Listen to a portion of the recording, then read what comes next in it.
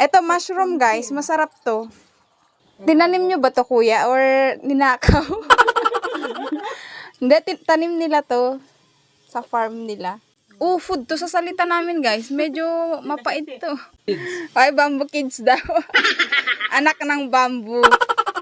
Hi guys, good morning. So ayun, galing si kuya sa bukid. May kinuha siyang ano. Ano ba Tagalog nitong uong? Mushroom. Mushroom.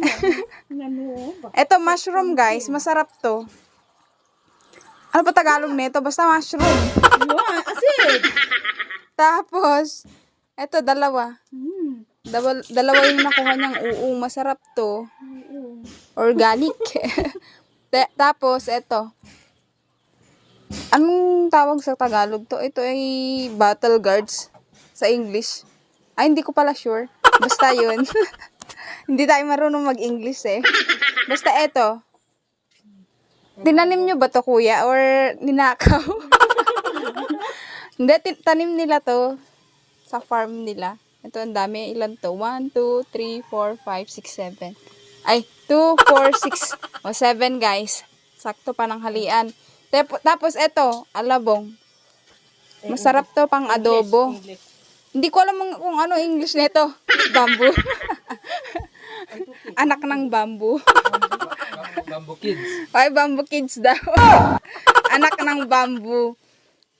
Ito, masarap to yung adobo, guys. Yung parang pansit. Yan, 3 kinuha ng kuya. Ito, pananghalian. So, siyempre, makikikain na naman tayo ngayon dito sa kanila. Ayan, 3. Tapos, meron din, ito food to sa salita namin, guys. Medyo mapait to. Tapos nasa sit. Madami daw asit. Masarap to, guys. Medyo, ano lang siya, iba yung lasa. Food sa salita namin. Madami dito, guys. So, lahat to, libre.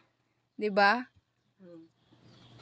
Iyon ang kagandahan dito sa, probinsya. Halos lahat ng ulam dito na nakukuha sa bukid ay libre, guys. Hindi gaya pag nakatira tayo sa city, lahat may bayad. Ito, wala. Pati tubig dito, guys, libre. Pero pag sa city, may bayad. Ayan, ilan to? 2, 4, 6, o 7. O, diba, guys? So, 2 lutuan na to, guys. Pananghalian, tapos pang dinner. O, diba? Yun lang.